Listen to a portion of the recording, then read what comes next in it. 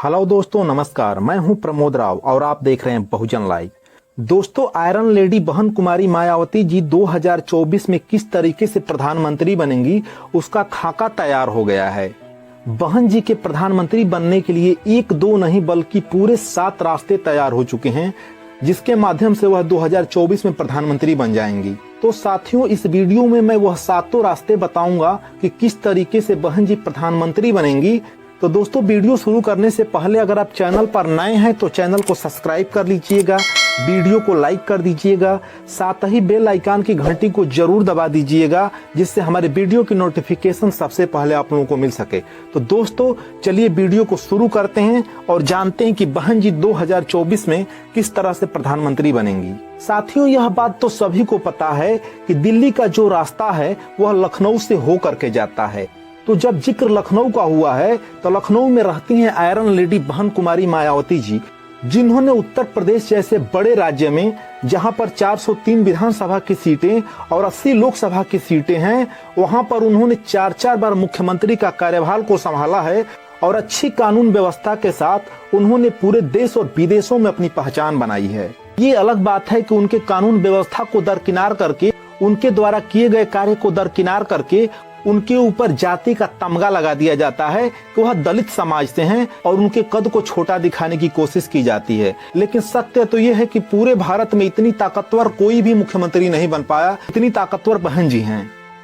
साथियों, 2024 में बहन जी के लिए प्रधानमंत्री बनने का पहला रास्ता है दलित प्रधानमंत्री। साथियों, जहां बहन जी के लिए उनकी कमजोरी दलित होना है, वहीं पे प्रधानमंत्री बनने के लिए उनकी मजबूती भी उनका दलित होना है, क्योंकि आज तक आजादी के बाद एक भी प्रधानमंत्री दलित समुदाय से नहीं बन पाया है। भारत में सबसे ज्यादा जनसंख्या यानी लगभग 25% के आसपास जनसंख्या दलित समुदाय का है और दलित समुदाय का इतना वोट होते हुए भी एक भी प्रधानमंत्री आज तक नहीं बन पाया। इसलिए पूरे भारत में आवाज उठने लगी है कि अगड़ा भी प्रधानमंत्री बन चुका है, पिछड़ा भी प्रधानमंत्री बन चुका है, तो फिर यह दलित का नंबर है, दलित प्रधानमंत्री क्यों नहीं बन सकता है। और जब बात दलितों की आएगी तो बहन कुमारी मायावती जी से बड़ा नाम अब तक भारत में कोई नहीं है जो प्रधानमंत्री पद का दावेदार हो। दोस्तों, दूसरा कारण है, जब बात हम लखनऊ की कर रहे हैं तो लखनऊ के ही पूर्व सीएम अखिलेश यादव जी का कमजोर होना, माननीय मुलायम सिंह यादव जी ने विरासत में सत्ता माननीय अखिलेश यादव जी को सौंपी थी, जिसको देखा जाए तो आज तक अखिलेश यादव जी संभाल नहीं पाए और दिन प्रतिदिन उनको हार का सामना करना पड़ रहा है और गठबंधन पे गठबंधन करने के बावजूद भी उनकी सीटें घटती जा रही हैं, जिससे मुस्लिम वोटर अखिलेश यादव जी से नाराज होकर के बहुजन समाज पार्टी की तरफ शिफ्ट हो रहा है। अखिलेश यादव जी की कमजोरी का फायदा माननीय बहन जी को मिल रहा है। साथियों, तीसरा कारण है उत्तर प्रदेश में कांग्रेस का शून्य होना। उत्तर प्रदेश जैसे बड़े राज्य में जहां पे लोकसभा की 80 सीटें हैं, वहां पे कांग्रेस बिल्कुल शून्य है, उसकी एक भी सीटें नहीं है और इन फ्यूचर एक भी सीटें निकलने की संभावना भी दिखाई नहीं देती है, जिसके वजह से उत्तर प्रदेश की अगर कोई किंग बनती हैं तो बहन जी बनती हैं। और साथ ही 70 सालों तक इस देश पर कांग्रेस ने राज किया है, इस देश के दलितों, शोषितों, पीड़ितों, वंचितों का वोट लेकर के अपना प्रधानमंत्री और अपना मुख्यमंत्री और राष्ट्रपति खड़ा करती रही है। तो इस बार कांग्रेस की भी नैतिक जिम्मेदारी बनती है कि जिस तरीके से 70 सालों तक दलितों का वोट लेकर के हर राज्यों में अपनी सरकार बनाई और भारत में न जाने कितने प्रधानमंत्री बनाए, तो एक बार उनकी जिम्मेदारी बनती है कि जब दलित प्रधानमंत्री की आवाज उठी है तो दलितों के हितैषी अगर कांग्रेस है तो बहन जी को प्रधानमंत्री बनाने का कार्य करे, उसके सामने दूसरा कोई विकल्प नहीं है। साथियों, चौथा कारण है ओम प्रकाश राजभर का लगातार दबाव बनाना। जहां सभी विपक्षी पार्टियों के नेता प्रधानमंत्री तो बनना चाह रहे हैं, लेकिन किसी भी व्यक्ति का नाम सामने नहीं आ रहा है, वहीं पे ओम प्रकाश राजभर लगातार दबाव बना रहे हैं कि सभी विपक्षी पार्टियां इकट्ठा होकर के माननीय बहन जी को प्रधानमंत्री बनाने का काम करें, जिसके वजह से सभी के ऊपर दबाव बन रहा है और सोशल मीडिया और न्यूज चैनलों पे यह बातें लगातार चर्चा में चल रही हैं। बहन जी का नाम हमेशा सामने आ रहा है कि बहन जी को प्रधानमंत्री बनाया जाए।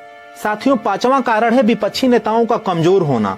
दोस्तों, विपक्षी नेताओं में कोई ऐसा लीडर दिखाई नहीं दे रहा है जो प्रधानमंत्री पद के लिए कार्य कर रहा हो। दो नाम सामने आते हैं, एक बिहार के मुख्यमंत्री माननीय नीतीश कुमार जी का और दूसरा बंगाल की मुख्यमंत्री ममता बनर्जी जी का। लेकिन दोनों लोग मुख्यमंत्री पद पे कार्य कर रहे हैं और प्रधानमंत्री बनने के लिए कोई भी ऐसा कार्य नहीं कर रहे हैं जिससे विपक्षी दल इकट्ठा हो करके उनको सपोर्ट करें। अगर माननीय नीतीश कुमार जी को प्रधानमंत्री बनना था तो उनको तेजस्वी यादव जी को मुख्यमंत्री बना देना चाहिए था और उसके बाद उनको प्रधानमंत्री पद के लिए सभी दलों को इकट्ठा करने का काम शुरू कर देना चाहिए था, लेकिन उसमें भी वह पीछे रह गए। और यही हाल ममता बनर्जी जी का है कि वह भी मुख्यमंत्री हैं और अपने राज्य को संभालने में लगी हुई हैं। वह एक भाषीय हैं, वह सिर्फ बांग्ला जानती हैं, उसके सिवा दूसरा भाषा नहीं जानती हैं। भारत की राष्ट्रीय भाषा हिंदी है और ममता बनर्जी जी को कभी भी हिंदी बोलते हुए भी नहीं सुना जाता है।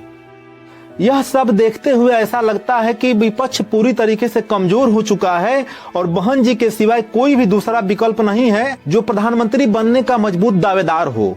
साथियों, छठवां कारण है ओवैसी जी का मजबूत होना। साथियों, ओवैसी की पार्टी AIM लगभग हर राज्यों में धीरे धीरे चुनाव लड़ना शुरू कर दी है और कोई भी ऐसा बूथ नहीं है जहां पर उसके कुछ वोट नहीं है। और जब बात बहन जी के प्रधानमंत्री बनने की आएगी तो ओवैसी जी भी बिना शर्त बहन जी को समर्थन दे देंगे, क्योंकि उनको हमेशा बहन जी का समर्थन करते हुए देखा और सुना जाता है। साथियों, सातवां कारण है भाजपा से लोगों की नाराजगी। दोस्तों, भाजपा जिन मुद्दों को लेकर के दो बार केंद्र में सरकार बना चुकी है और अपने द्वारा किए गए वादों को पूरा नहीं कर पाई, उससे लोगों में बहुत ही ज्यादा नाराजगी है। जैसे कि बेरोजगारी, महंगाई, नारी सुरक्षा, किसानों का मुद्दा, काला धन, तमाम वादे करके भाजपा सत्ता में आई, लेकिन उसने आज तक एक भी वादा नहीं निभाया। 15-15 लाख रुपए देने का वादा, जनता से किए गए एक भी वादे को भाजपा ने आज तक पूरा नहीं किया है, जिसके कारण लोगों में लगातार उनके प्रति नाराजगी बढ़ती जा रही है। GST से व्यापारी परेशान है, बेरोजगारी से छात्र परेशान है, महंगाई से हर व्यक्ति परेशान है। नारी सुरक्षा का हाल तो ऐसा है कि भारतीय जनता पार्टी के नेताओं के ऊपर ही तमाम प्रकार के आए दिन FIR दर्ज हो रहे हैं, जिसमें से आज के समय में जंतर मंतर पर चल रहे खिलाड़ियों के द्वारा धरना प्रदर्शन भी एक है। सरकार ने जो काला धन लाने की घोषणा की थी, वह काला धन भारत में आज तक नहीं आ पाया।